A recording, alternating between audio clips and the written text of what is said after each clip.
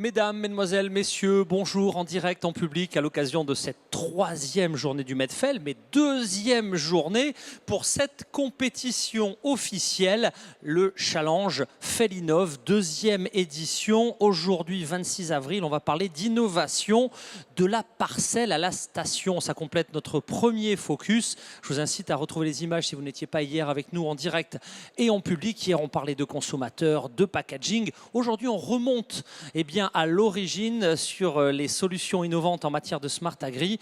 Et pour en parler, effectivement, vraiment un tour de table extraordinaire d'experts et d'expertise pour juger les 8 candidats qui seront dans quelques minutes ici même en compétition officielle. Alors, il y a l'ordre de la courtoisie, la parité est respectée, c'est une excellente nouvelle. Simplement, il y a aussi l'ordre de notre réalisateur. Et donc, on va commencer les présentations par vous. Patrick, soyez le bienvenu. Présentation. Bonjour, Patrick Marcotte, je suis chargé de mission fruits et légumes pour Interbio Occitanie et par ailleurs directeur du CIVAM Bio dans les Pyrénées-Orientales. Merci de nous avoir accordé du temps. Soyez sévères mais juste avec nos candidats. Votre regard critique nous sera précieux. On sera juste. A tout de suite donc. Présentation et bienvenue. Christian Hiller, CTIFL du centre de Balandran, donc tout près de Nîmes. Et je suis responsable des programmes pêche et abricots au CTIFL. Donc vous êtes ici chez vous au Medfel et vous allez également pouvoir nous aider à analyser le potentiel d'innovation de nos candidats. Suite des présentations. Bonjour. Catherine Sibéras, donc je représente le pôle de compétitivité Agri-Sud-Ouest Innovation qui accompagne les projets collaboratifs en matière d'innovation et je suis déléguée territoriale Occitanie. Merci d'être avec nous, merci pour votre présence à la tribune. Suite des membres du jury, soyez la bienvenue Alix.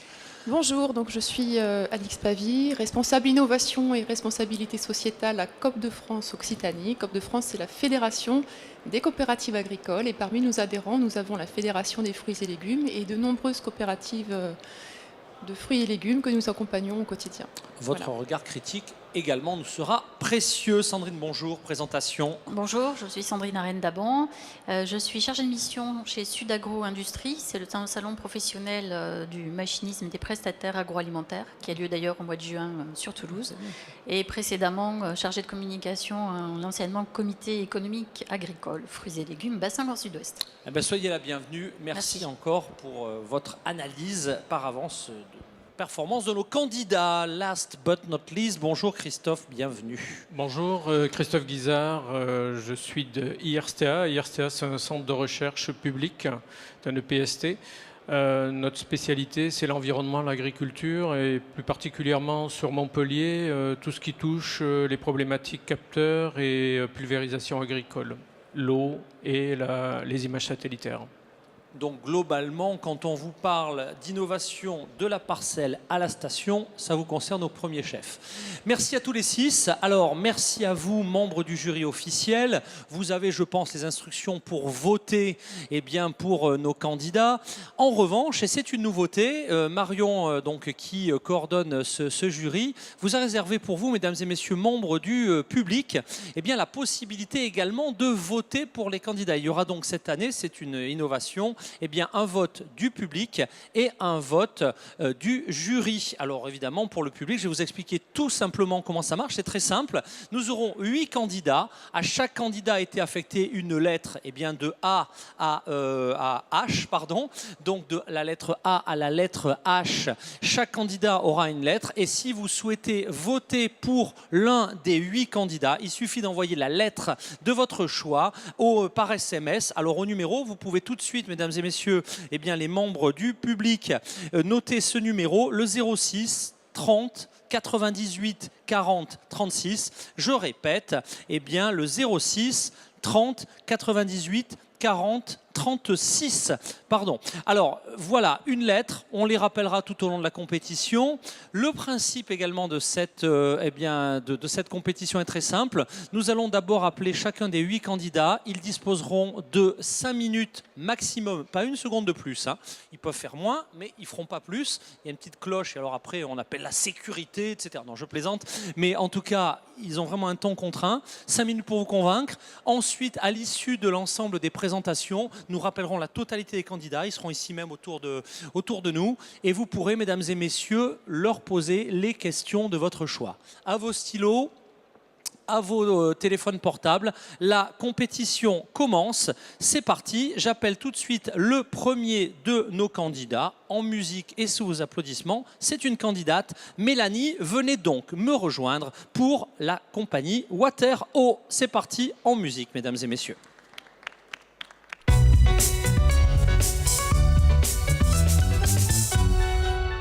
Alors, vous êtes la première, je vous explique rapidement. Vous avez un micro, vous avez la petite zapette, je crois que vous en connaissez le fonctionnement. Installez-vous confortablement.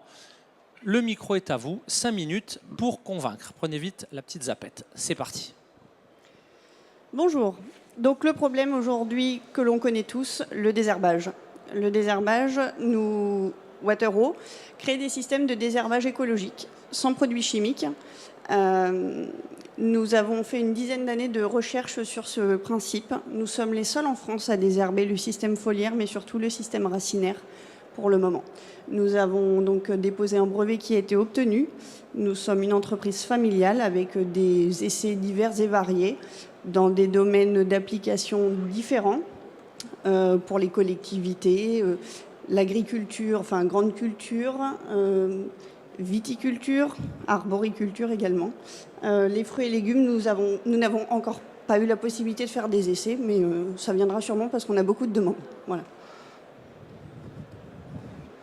Donc nous avons fait un lancement commercial il y a à peu près 1 an et demi, sur lequel nous avons fait évoluer nos machines, rencontré beaucoup de gens différents, le CTIFL par exemple, la Morinière pour l'arboriculture, avec lesquels nous avons fait des essais qui s'avèrent intéressants régulièrement, voilà, et nous continuons dans ce sens.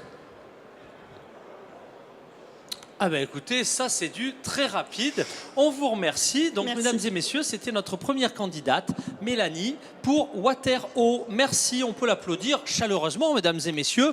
Notre première candidate qui donc a la lettre A. Vous pouvez tout de suite, si elle vous a convaincu, voter pour elle. Vous pouvez effectivement attendre nos 8 candidats. J'appelle donc la lettre B. Mesdames et messieurs, sous un tonnerre d'applaudissements et avec un enthousiasme énorme, accueillons Nicolas pour Micro-Terra en musique. Bienvenue Nicolas.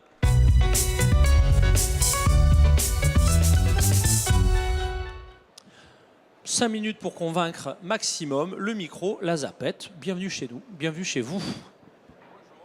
Il vaut mieux avec le micro, c'est beaucoup mieux. Hein. Bonjour, et on va vous présenter le compostage à la ferme. Une solution ancienne mais aussi innovante pour valoriser nos déchets agricoles et des villes. Alors, le Micro-Terra, bureau d'études, a commencé il y a 10 ans avec un constat. Il y a un manque énorme de matière organique dans les sols surtout d'Occitanie. La matière organique, qu'est-ce que c'est? En fait, c'est la colle et c'est la base de la fertilité des sols.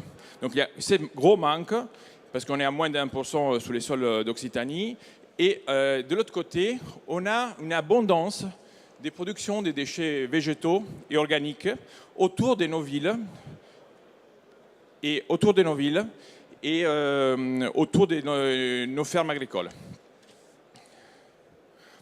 Donc, on propose une innovation sociale, parce que ce n'est pas une innovation technologique, mais plutôt sociale. Ça veut dire créer un réseau de co-compostage à la ferme qui maille tout le territoire français. On y est déjà en Occitanie. On a une ferme tous les 20 km qui couvre le territoire. Donc c'est une solution d'avenir, une solution basse technologie, et on met l'accent sur la basse technologie parce qu'aujourd'hui, on peut dire que la basse technologie va permettre à tout agriculteur d'accéder à cette solution sans besoin de gros investissements. Et en plus, c'est une solution qui est plus économe et une solution qui va stocker le carbone pendant plusieurs décennies d'années. Comment ça marche? Ça marche, on trouve un gisement des matières organiques, donc ce qu'on appelle déchets organiques, déchets végétaux. Nous, on ne les appelle plus déchets, parce que ce ne sont plus des déchets, mais c'est des ressources. Et on crée autour de cette matière organique et ce gisement un maillage de fermes. Donc on en a 100 actuellement en Occitanie. Et comme je vous ai dit, c'est tous les 20 km.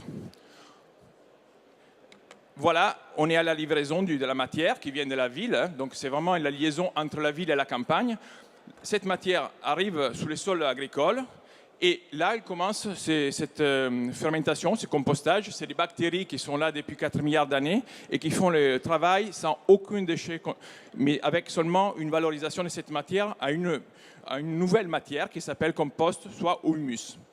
On a vraiment un souci de traçabilité et de qualité. Donc on suit les normes françaises, c'est la norme française 44051, c'est un peu technique. Et grâce à ce compostage, le produit peut être utilisé en agriculture biologique. Et ça, c'est très important parce que 80% de nos agriculteurs sont des agriculteurs qui travaillent en agriculture biologique. Ensuite, pour mettre au clair la filière, en fait, c'est une filière qui va donc amener de la biodiversité dans les sols, qui va aider économiquement l'agriculteur et qui va finalement résoudre un problème des collectivités, qui c'est le problème des déchets organiques. Et finalement, c'est de l'économie circulaire parce que la matière, elle ne change pas d'emplacement, elle reste à l'intérieur du territoire. En ce moment, dans le département du 66, on a plusieurs fermes qui valorisent des salades et des fruits du département. Et le flux de la matière est intérieur au département, et ça, c'est très important.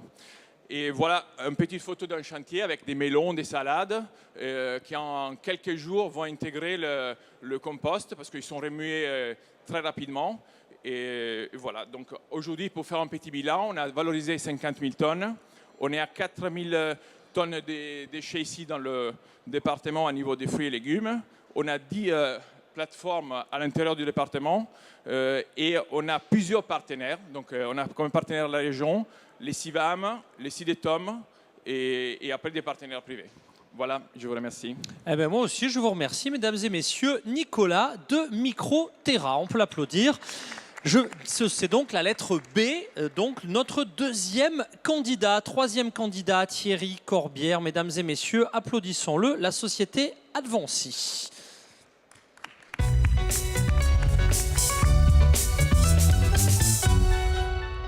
Le micro, la zapette, c'est parti. 5 minutes, top chrono. Le chef piège, le bien nommé, dit et prétend qu'un bon plat, c'est d'abord une histoire, et ça doit raconter une histoire. L'histoire de ce piège, c'est d'abord une discussion avec mon beau-frère, agriculteur en Vendée, qui, lors d'une fin de repas, alors qu'on abordait l'agriculture et son impact sur l'environnement, me racontait qu'il sortait son pulvérisateur parce que simplement son voisin sortait son pulvérisateur ou que la météo allait changer. Moi, je suis électronicien et je me suis dit qu'on avait certainement des moyens pour faire avancer toute cette problématique du phytosanitaire en apportant en fait des moyens d'alarme, d'alerte et de meilleure surveillance des territoires. On a mis à disposition en fait une technologie qui est le traitement de l'image, qui est une technologie qu'on maîtrise depuis à peu près une dizaine d'années au sein du bureau d'études. Et on a adhéré à VGPolis pour pouvoir rencontrer en fait le monde agricole et vérifier quels étaient les besoins et comment on pouvait les satisfaire. On a développé un certain nombre d'outils qui permettent de compter les insectes. Donc c'est quand même un métier assez particulier. C'est une des composantes assez fondamentales de la gestion des cultures qui aujourd'hui est très très mal abordée. On a beaucoup de choses sur le sol, on a beaucoup de choses sur la météo, mais très très peu de choses sur les autres composantes. Le végétal directement et donc l'insecte. Le piège glyque, c'est une fonction qui est une fonction de surveillance du territoire. C'est une fonction de contrôle à peu près continu de la parcelle. Le piégeage lui-même n'est pas substitué à ce que les producteurs ont l'habitude d'utiliser, donc pas de nouveaux apprentissages, pas de nouvelles technologies. On va simplement aborder la surveillance à travers une caméra qui va compléter en fait donc l'information à travers la prise d'image d'une feuille gluante habituelle. cette feuille gluante allant collecter, attirer des insectes, qu'elles soient accompagnées de phéromones ou même simplement un bol jaune dans les grandes cultures. Donc cette fonction de comptage permet d'aboutir en fait à des surveillances continues du territoire, comme je l'ai déjà dit. Le producteur a toute maîtrise des seuils qui vont permettre de déclencher des alarmes. Ces alarmes étant des alarmes en juste à temps, qui vont lui permettre de réagir très très rapidement par rapport à une arrivée massive d'insectes. Cette arrivée massive d'insectes déclenchant assez régulièrement des actions de type phytosanitaire. L'intérêt d'avoir cette information en temps réel, ou presque en temps réel, va nous permettre, ou va leur permettre de travailler sur de la protection biologique intégrée, qui a en général un temps de cycle d'efficacité beaucoup plus long que du produit chimique de contact. Le piège également permet l'observation et le contrôle en amont à travers les centres techniques de la biologie de certains insectes qui sont encore assez méconnus. Des insectes comme par exemple la mouche du brou, dont on verra des informations tout à l'heure. Cette mouche du brou, j'ai oublié d'appuyer sur les boutons. Cette mouche du brou, voilà donc la cinématique en fait de piégeage de cette mouche du brou est tracée en fait sous la forme d'un graphe qui est très très visuel et qui va permettre de connaître et de positionner en fait les vols à la fois dans la saison, mais également peut-être dans la journée, pour permettre aux agriculteurs de positionner leurs actions de manière beaucoup plus précise. Les perspectives qu'on a autour de ce piège sont évidemment de travailler sur la reconnaissance de l'insecte, l'identification de l'insecte. Aujourd'hui, le comptage des insectes ventile les insectes en gros insectes, moyens insectes et petits insectes. Donc on va pouvoir associer éventuellement la taille de l'insecte et la culture sur laquelle on va donc faire la surveillance. L'autre point extrêmement important, c'est de travail de la modélisation, c'est-à-dire comment prévenir les producteurs que la météo, que les conditions atmosphériques par exemple vont être favorables à l'arrivée des insectes. Le dernier point qui me semble extrêmement important en termes de perspective, c'est également de travailler avec les instances de type instances publiques qui sont aujourd'hui responsables des BSV afin de pouvoir tracer des cartographies et de fournir en fait des flux migratoires d'insectes de manière à anticiper les apparitions de vols, de quantités massives d'insectes et de travailler avec de l'anticipation. N'hésitez pas à voter la lettre C. Je vous remercie d'avance. Merci, parfait. 5 minutes précises. Voilà, on a même le droit à la petite cloche, mais dans les temps. La lettre C, passionnant, hein, 3 candidats, 3 briques vraiment très intéressantes. J'appelle maintenant notre lettre D, Frédéric, pour Géochanvre, sous vos applaudissements, mesdames et messieurs, avec du chanvre sur la scène, évidemment.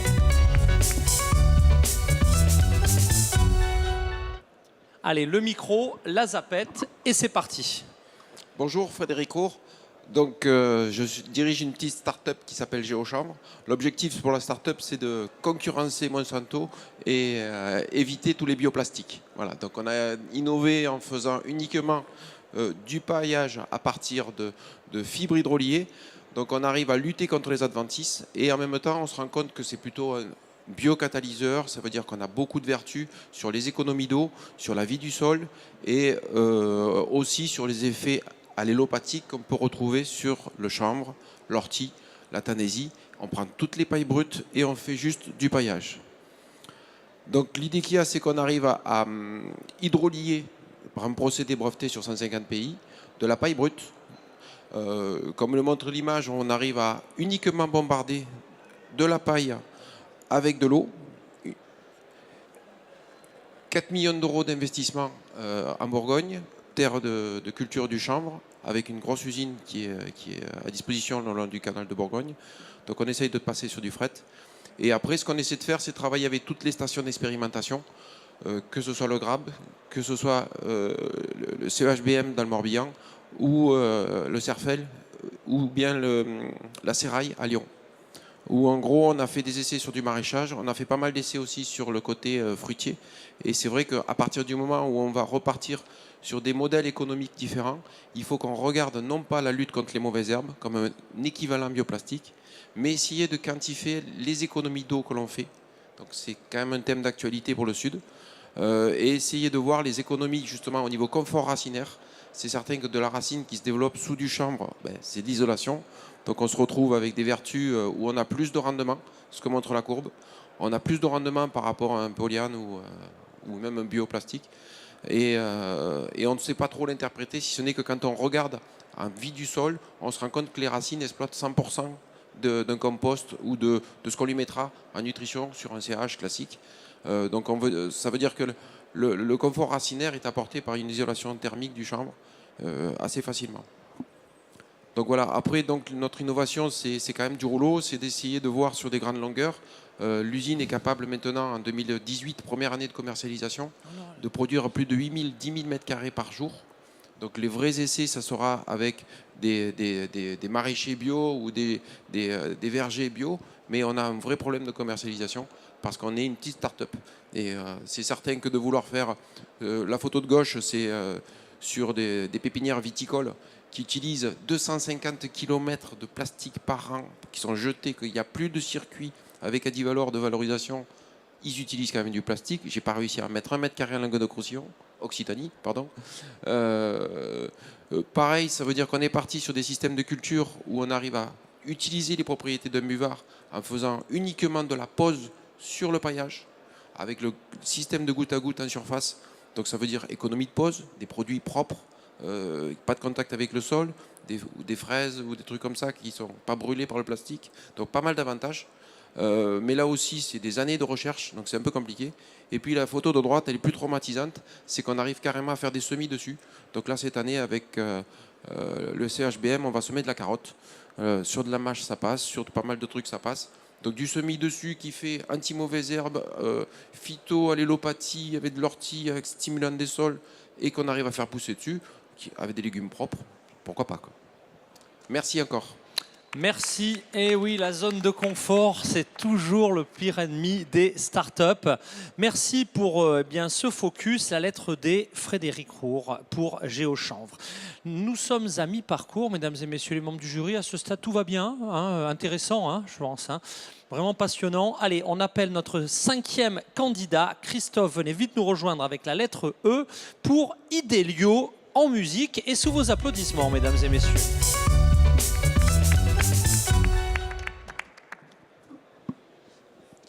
Bonjour. Alors, Idelio a développé les centrales thermiques solaires Heliosmart qui font briller le soleil jour et nuit pour les serres et pour l'industrie en aval, donc à la fois la conservation et la transformation par le chaud ou par le froid. Alors, nous travaillons donc pour la filière maraîchère et fruiticole pour les fruits qui poussent sous serre. Et donc, dans la production intensive, la problématique de recours à l'énergie est extrêmement prégnante et elle engage la responsabilité sociétale de toute la filière. Et les consommateurs sont de plus en plus regardants sur le contenu énergétique et les pratiques énergétiques des industries maraîchères et de l'aval. Donc la consommation des serres de maraîchage intensif est importante. Elle recourt encore majoritairement aux énergies fossiles, en particulier le gaz. Elles ont aussi besoin de beaucoup d'utilités électriques. Et donc la problématique de l'énergie est extrêmement prégnante pour les effets environnementaux. Donc différentes solutions d'énergie renouvelable ont été tentées avec la biomasse, avec le solaire photovoltaïque ou les capteurs solaires thermiques à eau, mais aucun ne s'est vraiment imposé comme une solution flexible. Et de plus, il ne faut pas oublier qu'en aval des serres, eh bien, il y a toute la transformation par le chaud ou par le froid qui est aussi consommatrice d'énergie. Alors notre solution, donc qu'on appelle Heliosmart. Vous avez ici sur la photo le démonstrateur industriel sur lequel nous avons mis au point la technologie.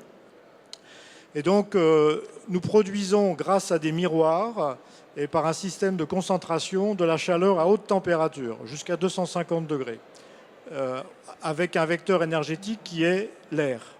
Et cette chaleur, elle est stockable. Donc, vous avez à l'avant de la photo, vous avez un réservoir blanc et qui est en fait la chaleur stockée à 250 degrés par le vecteur air. L'intérêt du procédé, c'est qu'on peut utiliser la chaleur en différé, on peut l'utiliser en continu, on peut choisir le niveau de la température. Donc si c'est pour du chauffage, des températures de serre, des températures modérées, mais si c'est pour de la cuisson, des températures élevées. Et on peut également jouer sur les débits et donc les flux énergétiques. Alors avec cette installation, nous sommes capables de chauffer les serres, au moins en partie, donc effacer une partie des consommations de gaz fossiles. Nous sommes surtout capables de déshumidifier les serres en toute saison, donc en évitant en fait, l'ouverture et la surventilation qui consomment beaucoup de chaleur. Nous pouvons également contribuer au rafraîchissement estival des serres, toujours avec des roues dessiccantes. Et nous pouvons produire soit du chaud pour la cuisson, la pasteurisation, le séchage, soit du froid pour la réfrigération et la conservation. Et donc ce procédé solaire thermique est donc avec une empreinte carbone parfaite. Il n'y a aucune émission atmosphérique. La quantité d'électricité utilisée est très raisonnable, c'est 2% de la puissance thermique mise en œuvre. Et donc on a une grande flexibilité dans les usages. Donc c'est pour ça qu'on s'inscrit parfaitement dans cette idée d'innovation de la parcelle de serre jusqu'à la station de transformation. Et donc notre état d'avancement, c'est donc une installation industrielle de 200 mètres carrés dans le Lot-et-Garonne qui alimente des fours de séchage et de pasteurisation de fruits.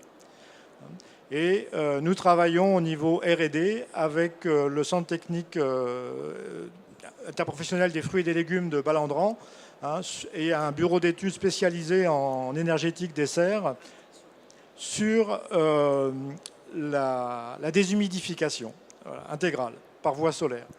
Et donc nous pensons que notre procédé va apporter, je dirais, un débat, notamment pour réconcilier le bio-intensif et le chauffage des serres. Merci beaucoup. C'était la lettre E pour Christophe. J'appelle maintenant la lettre F. Daniel, venez vite nous rejoindre en musique pour Providentiel Coquillage. Mesdames et messieurs, sous vos applaudissements.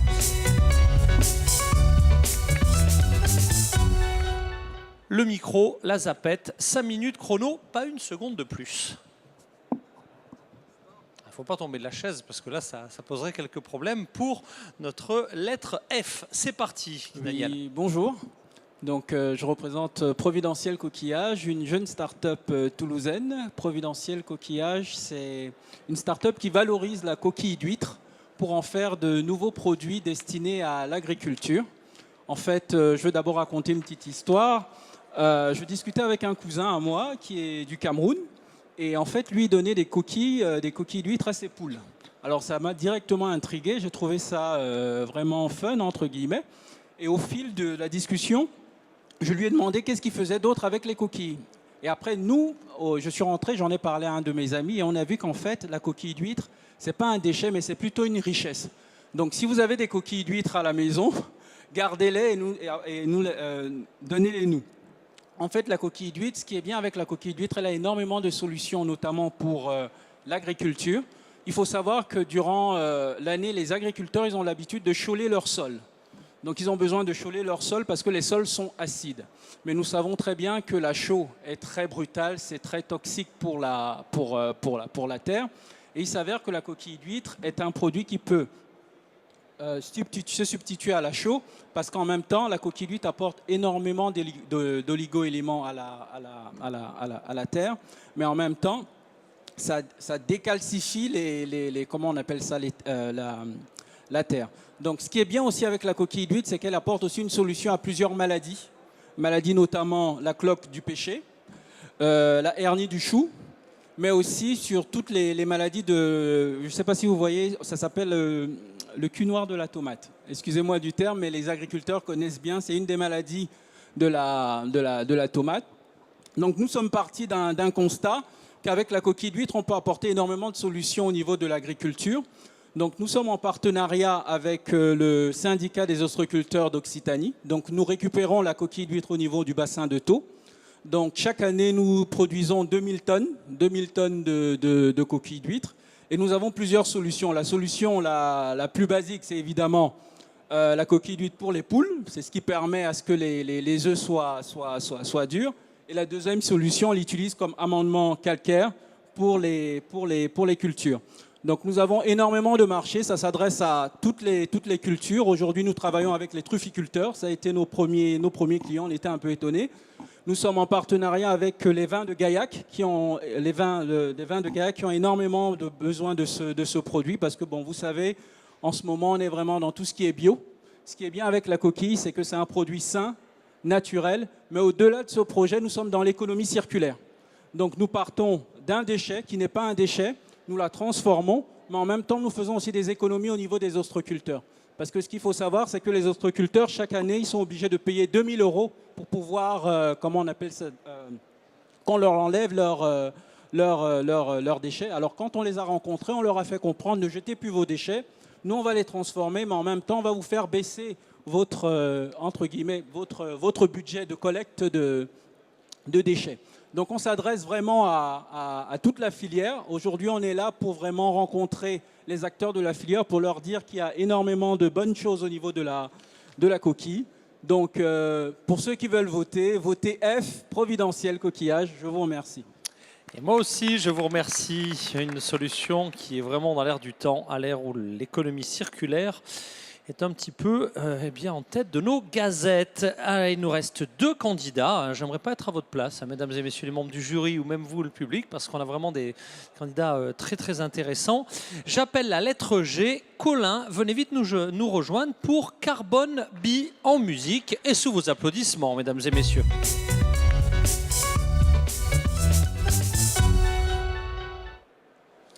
Bonjour à tous, donc Colin Chabalier, Carbone Bee. Moi aujourd'hui je vais vous parler d'une problématique. C'est en tant que consommateur, on veut tous manger des fruits qui soient beaux et qui soient mûrs. La problématique, c'est que le fruit, quand il part du verger, il va être cueilli, il va être amené à une station fruitière ou une coopérative, il va être trié, il va être calibré, il va être jaugé, il va être transporté, amené vers une centrale d'achat qui va le stocker pendant un certain temps, puis qui va l'amener jusqu'au magasin et au consommateur. Et c'est à cette problématique-là aujourd'hui qu'on veut répondre. Comment est-ce qu'on va améliorer, fluidifier pour amener le meilleur fruit, le plus beau et avec la meilleure maturité possible jusqu'au consommateur. Donc aujourd'hui, la solution, ce projet-là, c'est un nouveau produit pour nous parce que la société Carbone Bee, bon, c'est pas notre premier projet.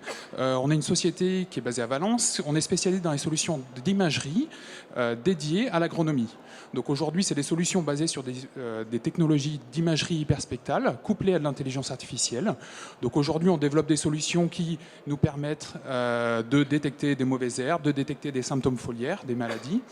Et donc là, c'est un nouveau projet que l'on porte autour du fruit qui s'appelle Akuti Assess. Donc la problématique, je reviens dessus. Aujourd'hui, donc le fruit, il va être évalué donc au niveau du palox, au niveau de la palette. On va faire des prélèvements, de l'échantillonnage.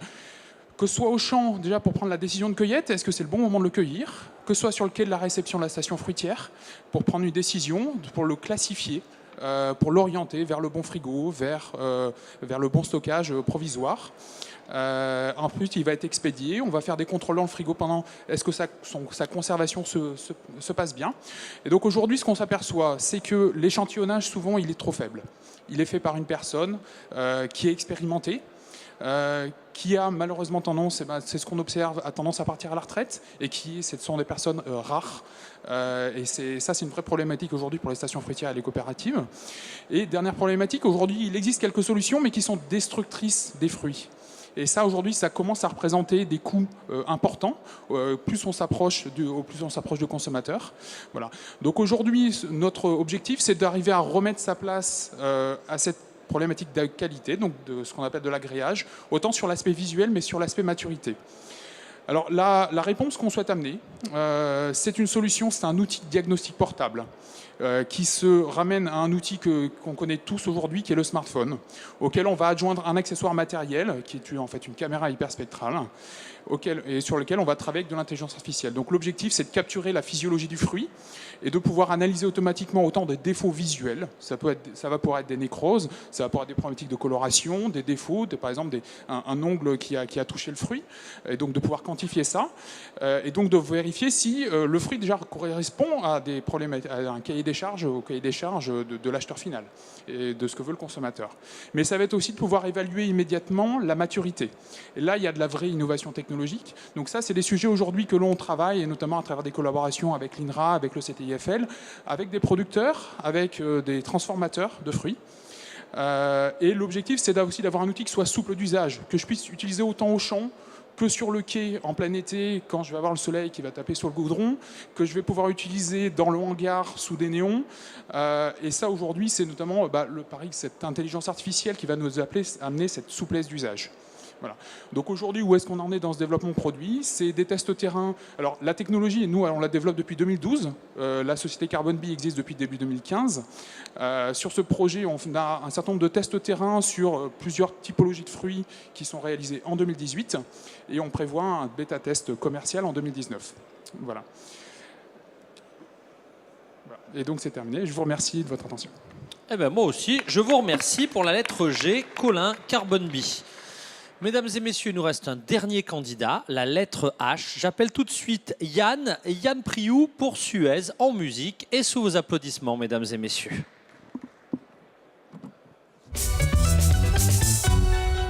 Bonjour à tous. Bonjour, c'est parti. Merci. Alors, moi je viens vous présenter Organix. Organix, c'est la première place de marché digitale pour la mise en relation entre des producteurs de déchets organiques d'un côté et des utilisateurs de l'autre.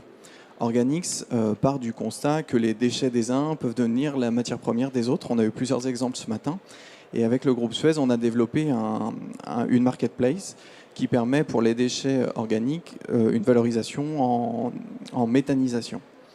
Alors, concernant la problématique pour les producteurs des fruits et légumes, on le sait, au travers de toute la chaîne de production des fruits et légumes, vont être générés des invendus, des matières qu'il va falloir reclasser. Et donc, du coup, il y a une problématique de valorisation de ces déchets d'un côté. Et puis d'un autre, il y a un enjeu de rapidité. On le sait, chacun est très pris à ses sujets du quotidien. Et le déchet, c'est quelque chose qui peut prendre du temps. On n'a pas forcément le temps de s'y consacrer. Et donc, c'est là qu'Organix intervient pour répondre à ces deux enjeux. Production de déchets d'un côté et problématique de temps. Organix, c'est une place de marché, c'est un site web. Vous avez le lien qui est juste derrière moi. En fait, le concept est simple. Des producteurs vont mettre en ligne des lots de matières invendus ou non conformes qu'ils auraient. Et puis derrière, des utilisateurs vont pouvoir se positionner et se porter soit acquéreurs, soit traiteurs de ces matières. Donc c'est essentiellement orienté vers la méthanisation. Et donc nous, Suez, au travers de ça, ce qu'on garantit, c'est vraiment la mise en relation. Le modèle est simple, chaque producteur va s'enregistrer et puis déposer ses lots en fonction de ses besoins. Et derrière, nous, on va vérifier la conformité de la matière et puis toute la chaîne de traçabilité et de la logistique. Et derrière, les méthaniseurs, un peu partout, vont pouvoir se positionner et donc vont voir les matières apparaître sur leur écran d'ordinateur de leur côté et donc du coup vont pouvoir faire des offres, des enchères, de façon à pouvoir récupérer ces matières. En fait, l'enjeu, c'est vraiment de pouvoir intermédier. C'est gratuit pour les producteurs de déchets d'un côté, c'est gratuit pour les méthaniseurs. Nous, en fait, on se rémunère uniquement quand le deal se fait, en fait, quand les gens tombent d'accord. Sinon, c'est une solution absolument gratuite. Et donc, en termes de résultats, Organix, c'est 15 000 tonnes. Alors ça a été lancé très récemment, c'est en septembre. Il y a eu la zone ouest d'abord et puis maintenant c'est étendu à toute la France. Donc 15 000 tonnes de matière proposée, à peu près 100 méthaniseurs d'enrôlés, ce qui est non négligeable. Et on a alors quelques exemples. Il y a des producteurs qui ont réussi à diviser par 2 leur coût de traitement des matières. On a beaucoup parlé d'économie circulaire. Ces enjeux-là, c'est aussi de pouvoir se faire rencontrer des gens qui se connaissent pas forcément et qui vont du coup, par l'intermédiaire de ce site, pouvoir faire des affaires et matérialiser l'économie circulaire ensemble. Voilà, j'espère avoir été clair. Je vous remercie de votre attention.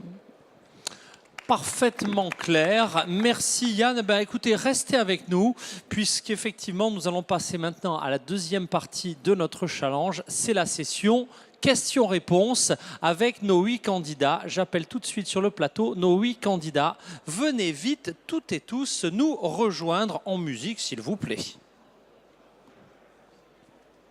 Ah ben non, pas de musique, mais c'est pas grave, hein. Je ne vous chanterai pas de chanson.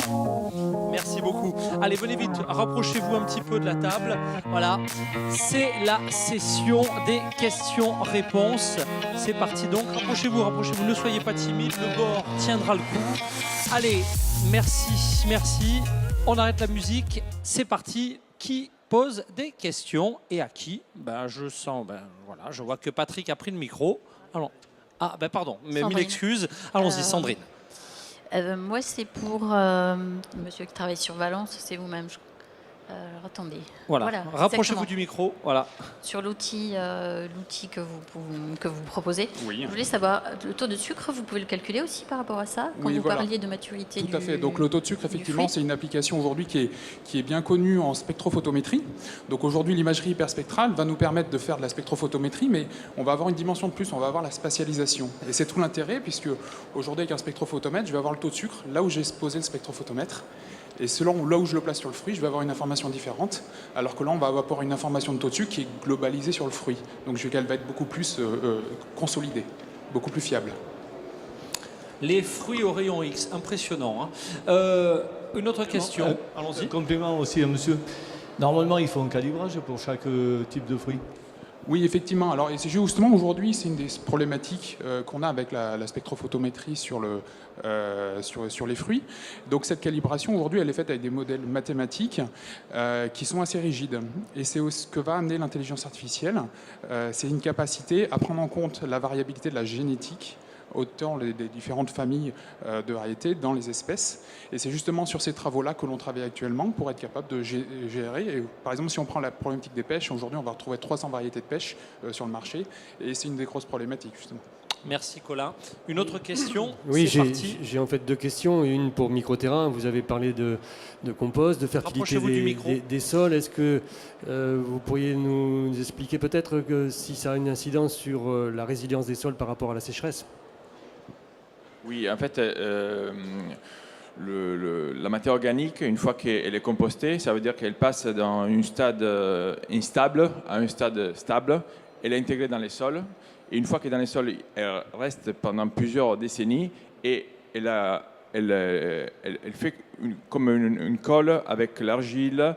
Et chaque fois qu'il y a des gros problèmes avec le changement climatique, on dirait que la matière organique réagit comme un facteur positif, dont effectivement les sécheresses. Une molécule, donc 1 gramme de matière organique tient 6 grammes d'eau à l'intérieur. Donc une fois que l'eau elle est à l'intérieur, elle met plusieurs semaines avant d'être libérée dans les sols. Effectivement, donc il y a un effet positif. Une autre question, Patrick. Oui, j'avais une question pour Géochambre. C'était le coût de votre solution par rapport au plastique habituellement utilisé ou dégradable. Moins de 0,8 € le mètre carré. Et par rapport au plastique? Ça dépend des plastiques. Si on intègre le coût de recyclage des plastiques, ça va de 0,4 à 0,5 € les plastiques. Voilà. Donc après, c'est pour ça qu'on essaie de réfléchir à montrer les autres utilisations que le plastique. On n'est pas concurrentiel avec les plastiques, ni encore moins avec le glyphosate. Merci. Christophe a pris le micro. Oui, moi j'ai... ça va marcher, ça va marcher. Ça va marcher, bon, c'est parfait. Moi j'ai une question pour Waterloo. Est-ce que vous pouvez préciser comment ça fonctionne? Oui, c'était rapide. J'étais la première ce matin, c'est pour ça. Voilà. Ouais. En fait, on travaille la qualité de notre eau. On travaille avec une eau qui est modifiée en pH et en conductivité dans nos stations, parce qu'on a une particularité, on a 2 entreprises, Aquafito et Watero. Aquafito a 30 ans derrière elle de traitement de l'eau, de réduction, permettant la réduction de produits phyto auprès des agriculteurs divers et variés, enfin peu importe que ce soit de l'arbo, de la vigne, de la céréale. Et par cette connaissance-là, mon père, parce que nous sommes une PME familiale, a fait des recherches pour le désherbage sans glyphosate. Donc la qualité de l'eau est très importante, ce qui nous permet de créer un choc thermique avec une forte température, parce qu'on monte en moyenne entre 180 et 200 degrés de température, avec une application entre 12 et 13 bars de pression, ce qui nous permet de créer un choc thermique tellement important qu'on détruit le système racinaire, en plus du foliaire. C'est un mode vapeur ou c'est un mode... C'est un mode vapeur. C'est un mode vapeur. Effectivement. Voilà. On fait du désherbage par la vapeur. Tout à fait. Ouais. Merci pour votre question et pour ces éléments de précision. D'autres questions? C'est parti. J'avais une question pour la solution Organix. Je n'ai pas compris le modèle économique. Alors en fait, le modèle économique, nous, on assure la garantie. Donc en fait, c'est inscription gratuite pour les producteurs d'un côté, inscription gratuite pour les méthaniseurs. Et en fait, les producteurs vont mettre des lots, proposer une matière et demander un prix indicatif. Par exemple, 0 € départ de chez moi. Et ensuite, nous, on va calculer le coût de transport rendu sur les différents méthaniseurs qui sont éligibles. Et donc en fait, on se rémunère sur le transport et l'intermédiation, mais uniquement si le deal se fait. Voilà. Ça répond à la question, Catherine, c'est bon. D'autres questions? C'est parti, Alix. Un petit peu sur le même modèle de la question concernant le chanvre. Moi, j'avais une question donc, pour Providentiel Coquillage. Quel est le coût de votre solution par rapport à la chaux? On est, on va dire, plus ou moins dans les mêmes prix par rapport à la chaux. Donc la chaux se vend entre guillemets à 160 € la tonne. Nous, on est entre 160 et 180 € la tonne. Donc, contrairement à la chaux, comme je vous le disais, on travaille avec les produits bio, avec les producteurs bio. Ils savent, nous, on a un produit sain et naturel. On a une solution contre tout ce qui est aussi produits phytosanitaires par rapport à leur culture. Merci pour ces précisions. D'autres questions? C'est reparti, Christophe. Oui, moi, j'ai une question pour Advancy. Sur la partie connectée, parce que ça n'a pas été très développé. Est-ce que vous envoyez une photo à l'agriculteur? Parce que l'intérêt, c'est effectivement qu'il ne se déplace pas. Enfin, l'agriculteur ou le conseiller. Donc, qu'est-ce que vous envoyez et quelle est la problématique énergétique que vous avez aujourd'hui? En fait, on avait initialement prévu de ne fournir que l'alerte, c'est-à-dire travailler sur des réseaux de communication très bas débit, très bas coût. Et il s'avère en fait que les utilisateurs des pièges veulent les images pour pouvoir en fait lever les doutes sur la qualité de l'observation, la qualité de l'alarme. Est-ce que l'insecte détecté est pertinent par rapport à ma culture et aux ravages que je peux redouter? Donc aujourd'hui en fait on envoie à la fois les résultats de comptage donc, qui sont réalisés directement dans le piège et l'image sur un serveur que le producteur, enfin que le possesseur du piège peut aller observer directement sans avoir à se déplacer.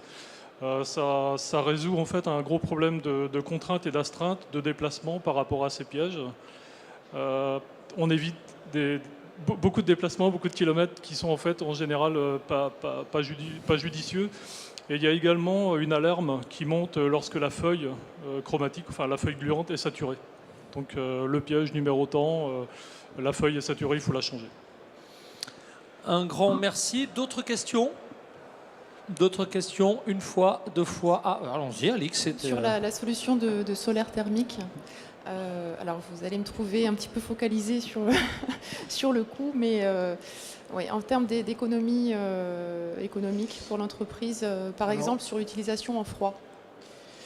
Vous avez une idée de ce que ça représente? Oui, alors en utilisation en froid, alors on déplace complètement en fait les coûts, les capex, donc les coûts d'investissement initial et les coûts opérationnels, puisque le soleil entre guillemets c'est gratuit, mais il faut mettre un peu d'argent au départ. Du coup, la rentabilité est à donc on va dire sur des durées raisonnables par rapport à la durée de vie des installations.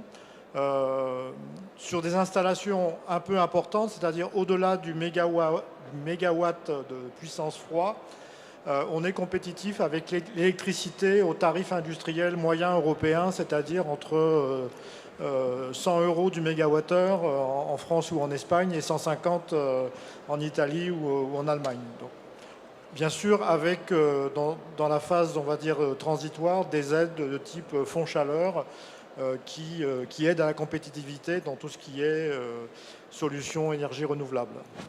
Mais notre objectif, c'est, on va dire, la parité. Donc, la parité gaz pour le chauffage et la parité électricité par rapport à la filière frigorifique à compression classique. Puisque nous, on alimente en chaleur, en fait, des groupes absorption pour faire du froid. Ok, merci. D'autres questions? Christophe, allons-y. Oui, j'ai une question pour Microterra. Si j'ai bien compris, l'originalité de votre approche, c'est votre réseau de fermes. Parce que faire du compost, ça se fait déjà. Est-ce que j'ai bien compris ou il y a autre chose? Il y a autre chose. Bon, ça c'est très important. On fait un maillage territorial avec des fermes qui, avant, ne compostaient plus. Il faut dire que nous, on est arrivé il y a 10 ans. Le compostage à la ferme n'existait presque plus, sauf dans certains cas. Et nous, on l'a structuré. Donc l'invention, c'est le structurer à niveau d'un département, avec des acteurs multiples, qui peuvent être privés et publics, collectivités. Donc il y a ce côté-là qui est très important. Mais à part ça, nous, on amène tout le côté suivi, formation, analyse. On donne de la crédibilité à la filière. Ça veut dire que chaque fois que les matières arrivent, elles sont déjà analysées. Ils ont déjà des résultats à niveau des minéraux. On peut vous dire qu'il n'y a pas des boues, qu'il n'y a pas des cendres, que ce n'est pas des digestats. On peut vous dire que c'est utilisable en agriculture biologique, c'est certifié. Ça, avant, ça n'existait pas. Il y a 10 ans, on faisait le compostage à la ferme, mais comme ça. Voilà. Donc, on a structuré la filière. Et aujourd'hui, si on ne structure pas la filière aujourd'hui, cette matière, elle va partir vers d'autres destinations, dont la méthanisation, qui pour moi, c'est de la création d'énergie. Mais aujourd'hui, on peut faire de l'énergie avec l'énergie solaire, l'énergie éolienne, mais pas avec la matière organique. Pourquoi? La matière organique, elle est faite pour aller dans les sols et nourrir la vie du sol. Cette énergie, si vous la prenez et vous la mettez dans l'électricité, il n'y en aura plus pour les bactéries. Les bactéries ne sont pas capables de digérer du digestat. Voilà. Parce qu'ils sont faits pour digérer de la matière organique avec toute son énergie à l'intérieur. Merci. D'autres questions? Eh bien, écoutez, ne bougez pas. Je vais vous donner une dernière fois tous le micro pour rappeler le nom de votre société, la lettre. Avant, donc, pour le vote du public, mesdames et messieurs, notez précieusement le numéro de téléphone en envoyant simplement la lettre de votre choix. Si vous avez déjà envoyé une lettre, vous avez changé d'avis, soyez rassurés, on prendra en compte qu'un seul vote. C'est la dernière lettre que vous aurez envoyée sur le numéro le 06 30 98 40 36. On se rapproche du micro. Allez, allons-y vite. Le nom de la société et la lettre. C'est parti, Mélanie. Donc, société Waterreau, lettre A. Allez, voilà. Géochambre, lettre D. Microterra, lettre B. Idélio, lettre E. Providentiel Coquillage, lettre F. Carbon B, lettre G. Suez Organique avec Organix, lettre H. Advancy, lettre C. Eh bien, écoutez, on a maintenant les noms des candidats. Mesdames et messieurs les membres du jury également, à vos votes pour le vote du jury si ça n'est pas déjà fait. Merci, je crois qu'on peut une dernière fois applaudir chaleureusement tous nos entrepreneurs innovants. Hein. On ne manque pas de potentiel, de magnifiques perspectives. Vous pouvez regagner vos places. Dans quelques instants, roulement de tambour. Je vais maintenant effectivement appeler Julie Boudon donc de Haddock pour me rejoindre pour remettre les résultats. On l'encourage, mesdames et messieurs, chaleureusement. Allez, c'est parti. Venez donc nous rejoindre, Julie. Bonjour et rapprochez-vous. Bien, vous avez assisté, j'imagine, vous avez vu à côté de Marion. Rapprochez-vous du micro, Julie.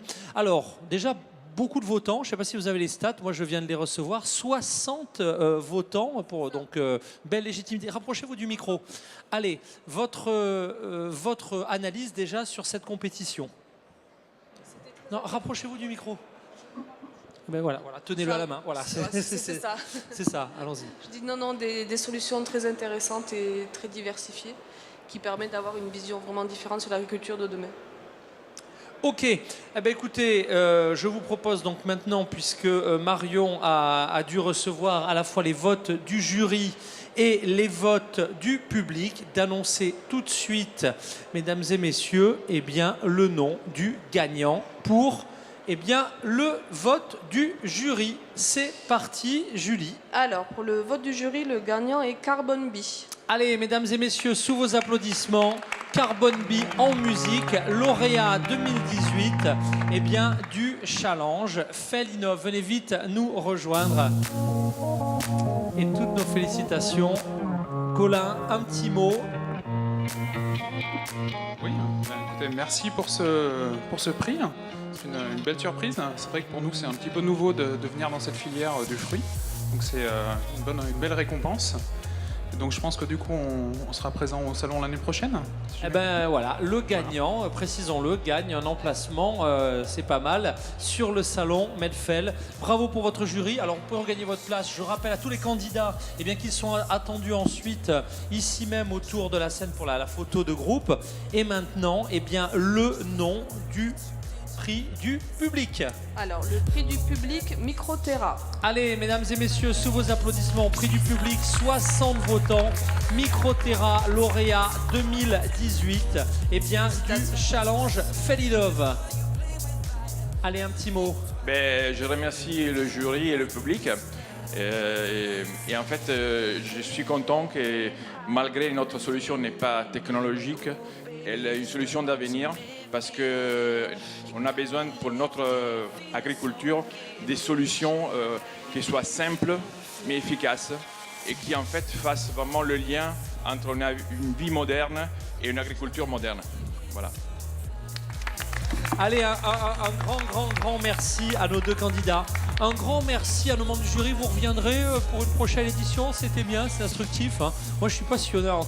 Je vous incite aussi à regarder, si vous n'étiez pas avec nous hier, vraiment les lauréats de la chaîne Aval, puisqu'on a parlé d'agro, on a parlé d'emballage, on a parlé de nouveaux produits. C'était passionnant. C'est la fin de cette deuxième édition du challenge Fellinov 2018. Souhaitons-nous peut-être une troisième édition pour l'année prochaine. À bientôt, en direct, en public ici même. C'est jusqu'à ce soir, le Medfel. Donc, si vous nous regardez, vous pouvez vite encore nous rejoindre ici même au Parc Expo de Perpignan. À bientôt. Au revoir.